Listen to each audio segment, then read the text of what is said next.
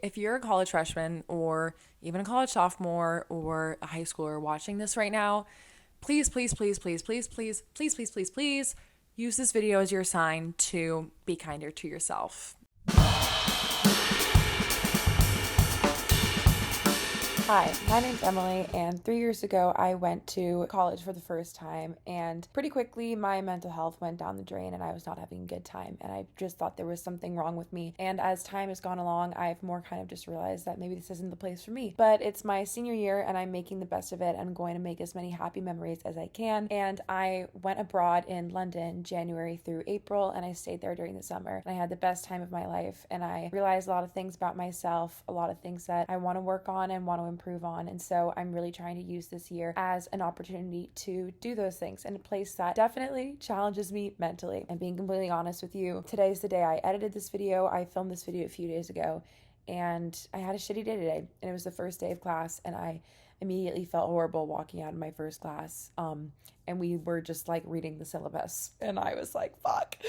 And so I also just want to say that I seem like I really have my shit together in this video, and like I have it all figured out, and I really don't. This video is almost like a promise I'm making to myself this year, and a way to hold myself accountable, and hopefully it can reach someone who gets what it's like to be in a place where you feel like you're the only person not really having a good time. And just know that our whole world starts internally.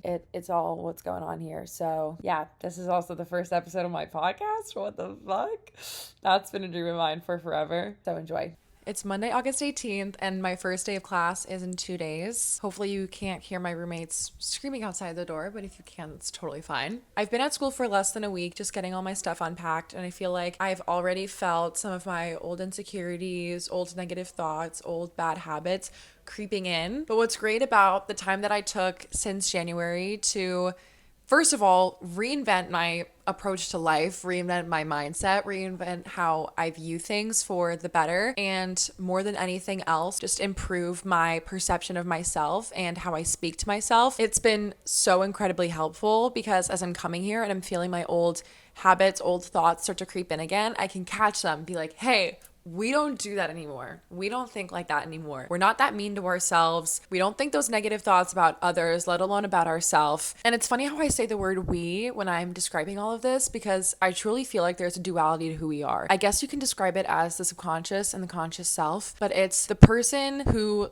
lives in your mind and just does things off the bat, and then the person who speaks to her or him and says, hey, we do want to do this or we don't want to do this. It's almost like one part of your brain and then the frontal lobe. And it's kind of like they're competing with each other all the time. A book that describes this concept really well is The Surrender Experiment by Michael Singer, where he describes how he had this realization, how there was kind of a duality to his brain, and it sent him kind of down a spiral, and he became really curious about it. He decided to come to other people in his life and ask them if they had this same understanding of who they were, the human self, that there was the person who spoke inside of their head and then their true being, or like their center self. And everyone thought he was crazy. Basically, long story short, you should read the book, but he goes on this whole experiment where he decides to surrender to the assignments the universe gives to him and align these two versions of himself. In the surrender experiment, look at my hands, that's from my rings. Singer describes the voice that lives inside his head, basically narrating everything that happens in his life and saying all of his thoughts out loud. And he describes his frustration with realizing this voice existed and not understanding why it was there and who it really was, because it felt like it was him, but it also wasn't. Who am I who can just watch thoughts come up with a complete sense of detachment? I now had two driving forces awaken inside regarding this newly found voice in my head. One was the desire to shut it up, and the other was the pure fascination and yearning to understand what the voice was and where it came from. I think we can listen to our voice. Because we can listen to our voice, we can respond to it and choose how to respond to it. I think it's very meant to be that humans don't just act and do and think and see and feel. We actually have a voice living inside of our head, annotating all of these things. And because that voice exists, we can communicate with ourselves and therefore decide whether or not we want to agree with it, decide whether or not we want to do what it says or do something else, and practice shaping the story that goes on in our heads to be better aligned with the story we want to go on in our life. I read this book when I was backpacking in 2022 3, and it really threw me for a loop. And at the time, I was not in a good mental state, but it certainly made me think about some things. One thought I had today is we're always talking about how we need to treat others how we want to be treated, but what about treating ourselves how we want others to treat us? I feel like so much of the time we're working on others' perception of us. How can I do this? How can I say that? How can I wear this? How can I act this way so that others will accept me and so that I'll make the friends that I want to make and so that I'll feel like I'm being perceived in the world how I want to be perceived. And maybe you don't feel that way. Maybe you're like, I never think about how others perceive me. And if you do, fucking congratulations. Wish I could relate. But I think a lot of people my age can relate to this feeling and this need for others to perceive them the way they want to be perceived. But what I've noticed is others will perceive you how you perceive yourself, like your subconscious version of yourself, how you understand yourself, the respect you have from yourself. It seeps off of you and it's extremely obvious to others. So, is that second voice in your head the one that's telling you to do things or not to do things, speaking to yourself, your inner thoughts? Is it being nice to you in the way that you would want your best friend to be nice to you? Is it treating you the way you want to be treated? Really ask yourself that. I think one problem I've had a lot in the past is that I have felt like being mean to myself is productive because it's like a wake up call. Like it's very like David Goggins, look yourself in the mirror and say like, you fat fuck, like get up, go do this, go do that. Look at yourself. Look at how much of a disappointment you are. Look at how much of a failure you are. What are you going to do with yourself? Like go do something. Wow. Like maybe that works for a lot of people in getting them to initially take action towards something. But imagine speaking to yourself like that all the time.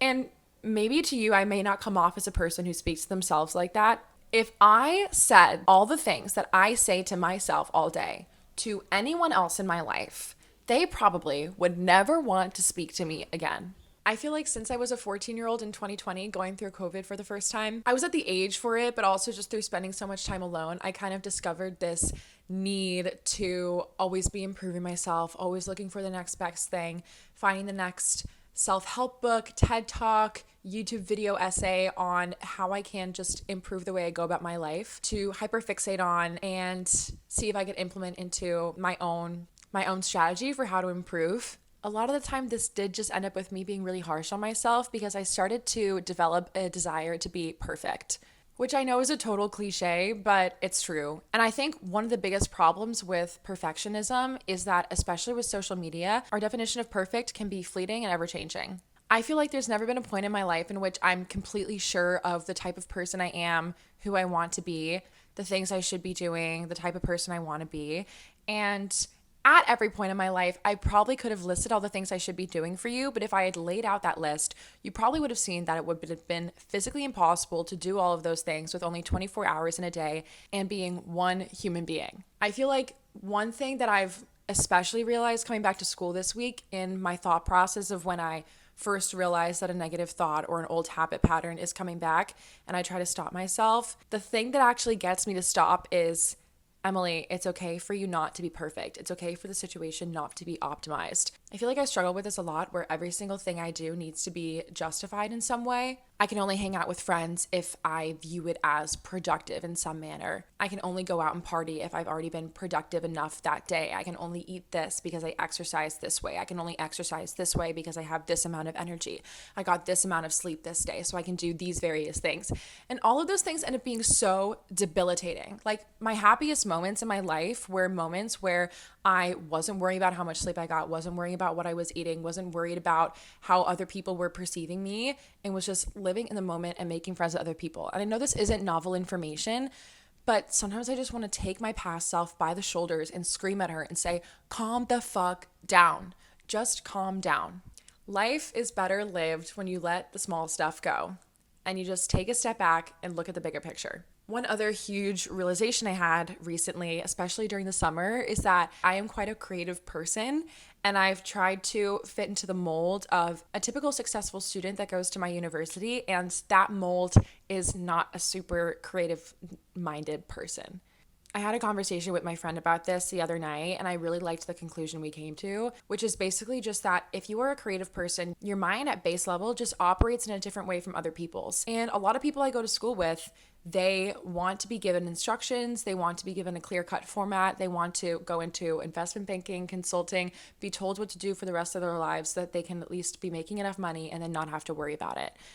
And that's totally fine. And I'm not saying that I'm above worrying about how much I'm going to make when I graduate and that I haven't done a lot of things that are kind of business-esque in my life already, in an environment where success looks like how many employers want to take you on and how much time you can spend doing things that aren't necessarily creative at all and are on the grind and make you want to kill yourself so that you can get a leg up on your peers. Being in an environment like that all the time has historically crushed me mentally. And I never took a step back and thought to myself, maybe it's because I'm just not the type of person that works for. Maybe it's because I'm a creative person. Maybe it's because I like for the things I do to have intrinsic benefits. Maybe I like to feel excited about the things I'm doing and I want my room to be colorful and I want to feel like I'm doing things that benefit me and I'm having fun in my hobbies and I'm making time for my hobbies. Maybe that's the person I am. No. Instead, I looked at all of these people who are spending all of their time grinding for internships and doing all these things that I personally would have never aligned with or imagined for myself before I got to college. But then I got here and felt like I absolutely needed to be doing them or I was a failure, and said to myself, maybe that's just not for me. Like, what works for me? And I'm ashamed to admit that this took me going through a bunch of internships and landing in a place that likely will be where I'm going to work after I graduate for me to finally relax and let that part of my brain striving towards my career go so that I can look at everything objectively and say, what actually makes me happy? And it's things like this. It's creating, it's thinking, it's being excited about the things I'm doing. It's people and going out and being social. Essentially, all of the things I'm describing come back to this. Self-acceptance. It's funny because you would think that self-acceptance should be something that's just intrinsically positive, but I feel like every time I've heard the term self-acceptance, it's had a negative notion to it because it's been so drilled into my brain that you shouldn't be happy with where you are, the person you are, where you're at, and you should be striving towards something else all the fucking time. And there's a lot of things you could blame on for this. Corporate America, social media, consumerism, our selfish desires, competitiveness. There's so many things you can blame. And I am totally a victim of all of the above and still am today, by far. I'm at the beginning of my journey of self-acceptance, the very beginning. I've spent so long just trying to become a different person from who I am. Even as I'm making this video right now, this is my natural hair, right? She's like, she's like very Hermione-esque. She's big. She's curly. She's a little messy right now because I had her in a bun before I started filming this. I, like many curly haired queens, spent a lot of my growing up straightening my hair, blowing it out. And then I kind of half had my natural hair and half didn't for a lot of the time in high school because I would wear it in braids at night and then wear it wavy. And now I'm finally at a point where it's like, how can I take the natural hair I have, the curls I have, and find a curly hair routine that I really like and stop putting my hair up in a clip all day to dim down the volume and just let her be. And I've kind of been doing this as like an experiment for the past 2 weeks. And it's only taken me 2 weeks. And now I look in the mirror at my curly hair and I'm like, damn, gorgeous. She is gorgeous. And I'm ashamed to admit that it took me 20 years to finally get to this point where I can just have my hair be like this and be happy with it like this. And that's just one example of something I'm more broadly describing. My body, for example, I have a very hourglass body shape, and I know that that sounds like something like people use hourglass body shape as like a compliment and as something they're striving towards, which is great. But in reality, especially when you're a teenager, a lot of the time it does not feel desirable. It does not feel convenient. Like most basic store-bought clothes from a lot of stores that are following trends that a lot of my peers can wear just don't work on me or simply wouldn't fit me in any size because they're either going to be too small up top, too big on bottom, or vice versa. It's never going to work. And even just finally admitting to myself the body type I have and not trying to force myself into clothes that just don't work on me, don't make sense for me, and buying clothes that I know are going to be flattering on my figure has done wonders for my confidence. These may seem like really superficial examples, which maybe is fair, but as well, for a young woman entering her 20s, how I feel about the way I look super is super central to my confidence and how I go about the world. And that's simply how it is. I'm not above admitting that. Another example is how others perceive me, my interactions, my conversations. When I got to school, I was so overwhelmed by the social scene because I think there was just a lot of really anxious, negative energy around everyone's desperation to find a friend group, find their people, be accepted.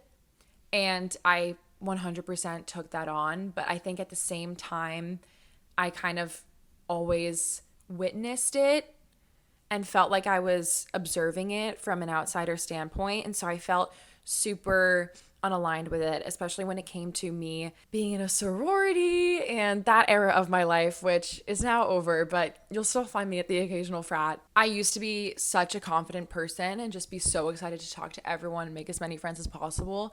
And I've realized that not recently, like for the past 5 years of my life, and honestly, probably since I got bullied in elementary school and middle school, but we don't have to go down that rabbit hole right now. I am the first person to hyperfixate on the smallest moments in a conversation, rethinking every single social interaction I've ever had, breaking down every conversation I have, just trying to see if I can crack what the other person thinks about me.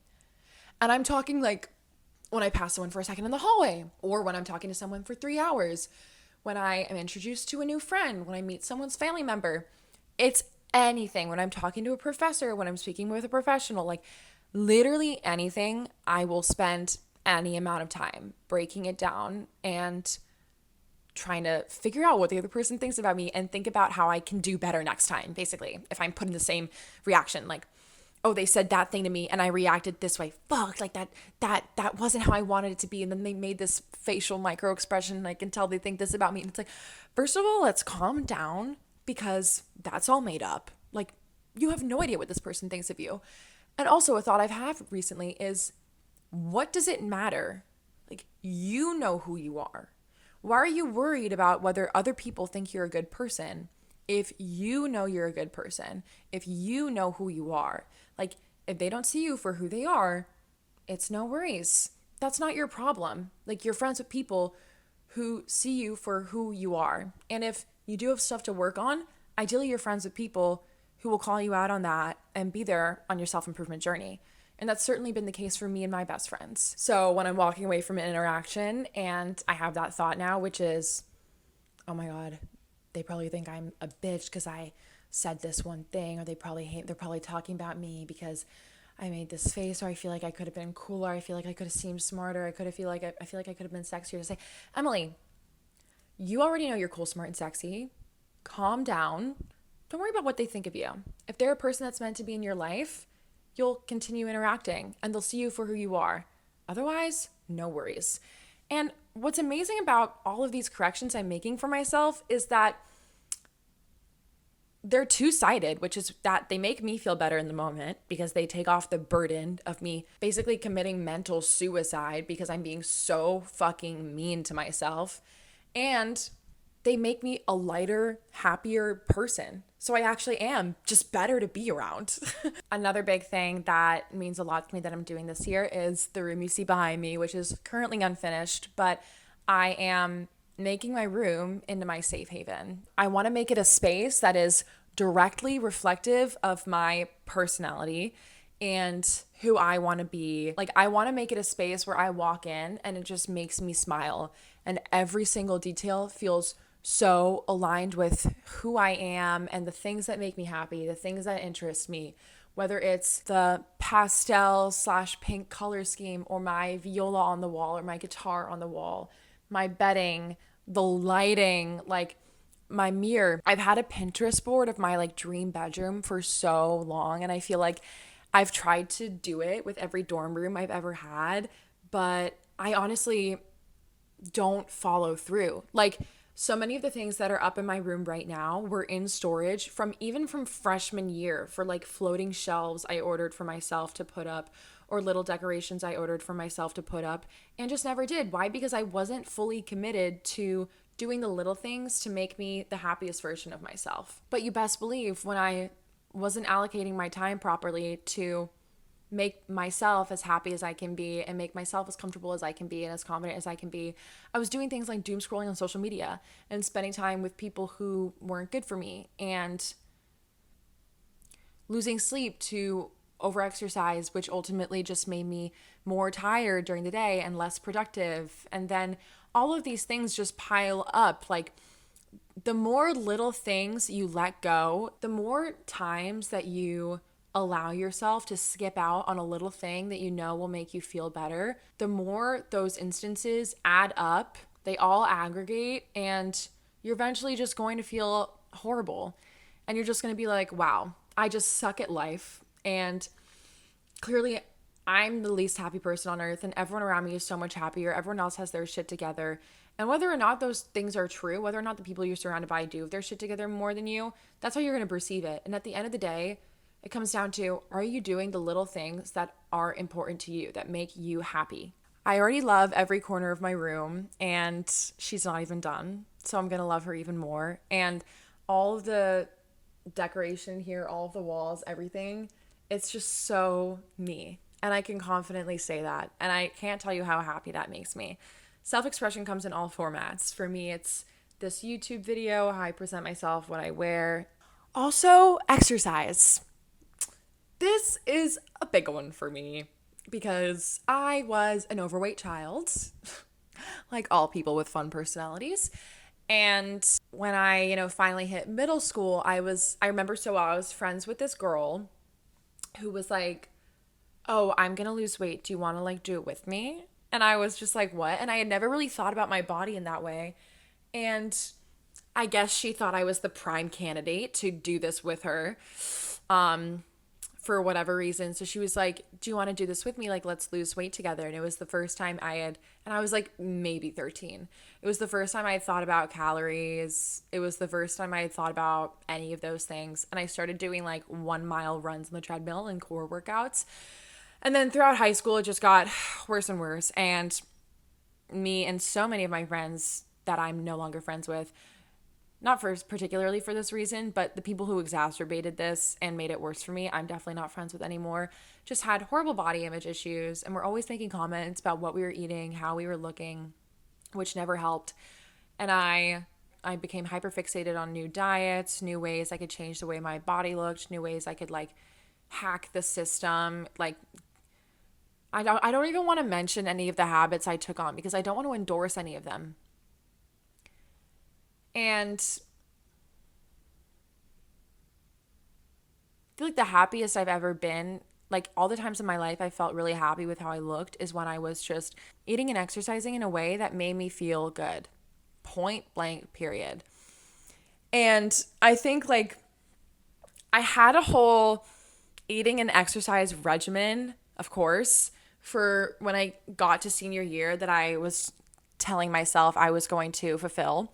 And then when I in other areas was thinking about how I could treat myself more kindly and do things more aligned with who I am, it just didn't make sense to me to still be going to workout classes I hated because I knew they were really hard, and going to the gym at my college where I feel like I'm always being stared at and judged, and it actually takes such a huge chunk out of my day to get there and get back. And strength training fasted and doing all these things that ultimately are just actually not benefiting me in any way, choosing to lose sleep to get in a little workout over just letting my body rest, pushing my body in ways that aren't healthy ways to push my body. And like everyone's eating and exercise journeys are different.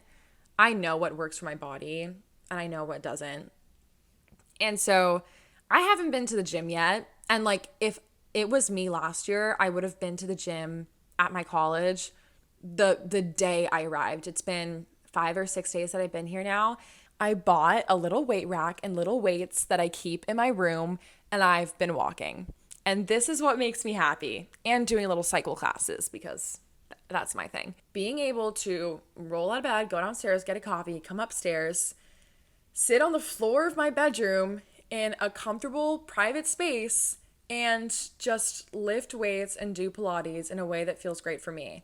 Going outside on a long walk where I listen to Colin and Samir or music or whatever I want to do and get the sun and just have my mindfulness time alone. Because I'm sick and tired of working out in a way that just makes me hate my body more.